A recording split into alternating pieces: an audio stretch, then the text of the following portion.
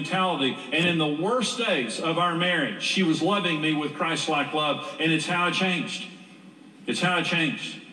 I was hurting her. I was not being a righteous husband. But rather than sitting there with a broken heart and not doing anything about it, she prayed, she loved me, she gave me more respect than I deserved. And it didn't mean that she wasn't telling me the truth, because the sister tells the truth. I wish I could turn it off sometimes, but I can't. She told me the truth, but she did it in a way that she became my healer. She did. God has used Karen in my life more than any other human to help me mature and heal. I married my healer. And once I repented, and once my heart changed and my mind changed concerning my role in the marriage and Karen, I became her healer. I began to love her with Christ-like love. And it doesn't mean we're perfect. It doesn't mean we never have any problems. It's just saying that's the way God designed marriage. If you have a gardening mentality, you're going to make it. If you have a consumer's mentality, it's going to be tough on you. And there are so many marriages taking place right now that, you know, I think I've got a solution. I've been thinking about this, and I really think I have a solution. And my solution is called a reality wedding. And if you're not married, I want to suggest this to you. Now, here's what a reality wedding looks like. A reality wedding is you have to go to counseling before you get married, but the purpose of the counseling isn't really to help you because you're too messed up, it'll take too long. The purpose of the counseling is just basically to find how messed up you are, and then you have to dress accordingly for your wedding. Okay, so let me give you an example. The average groom goes into counseling and they find out that his family was an emotional war zone. He's just a mess. You know, he looks good on the outside, but he's just got all kinds of problems. His family's got all kinds of problems, and so she needs to know what she's getting into. See, he doesn't need to be wearing something nice because he's a mess. And so we put a military uniform on him. We rip it up, though. We pour blood all over him and break his leg, just for effect. And we do the same for all of his family, lay him down the front there. They're all bloodied up and moaning the whole time. She needs to know what she's getting into. Now, this is a reality wedding. They're a mess. Okay, the bride comes in, and she comes in for counseling. We find out that her family was an emotional train wreck. So we're not going to let her wear a wedding gown. She's going to wear a hospital gown.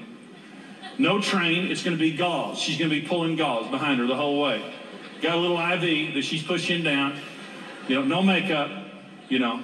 And her family's on hospital beds down here on life support moaning because, you know, he needs to know what he's getting into.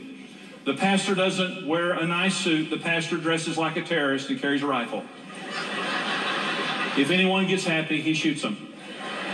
Just to make sure that the mood is right for a reality wedding. Okay, now that's my reality wedding. I suggest you do that, but you probably won't. I'm a realist, so I have plan B. And here's my plan B. So let's just say you dress up nice and deceive your spouse. And I've got a plan B here that I think could fix it. And these are reality vows. If you're going to dress up, at least maybe you can say my reality vows. And here they are. I do solemnly swear to take you as my lifelong patient, to bandage and to medicate you so long as we both shall live. I will love you for richer, for poor, for better, for worse, and in sickness, or in sickness because you're one sick puppy.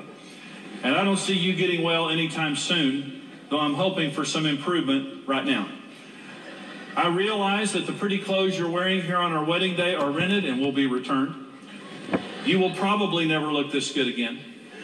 That's why we're taking so many pictures, to preserve this rare moment. I also understand that reality is waiting for me at our hotel room, where tomorrow your morning breath will announce the dawn of our lifelong journey together. And the harsh morning light will reveal the real you. In spite of all this, I love you with all of my heart and wholly commit myself to this marriage until death do us part. So help me God, because I'll need all the help I can get. There you go. That's it.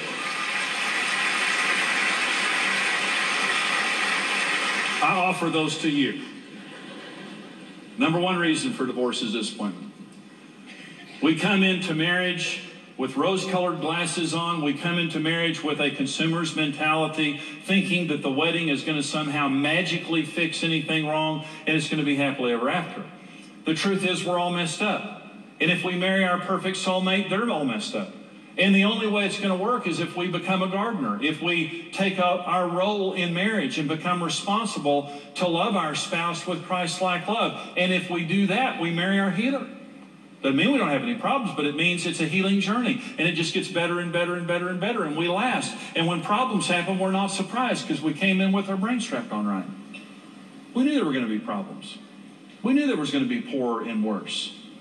We knew that there was going to be sickness and issues.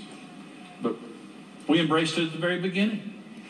And when it happened, it didn't break our hearts. We stood up and began to water the tree and to do what we should do.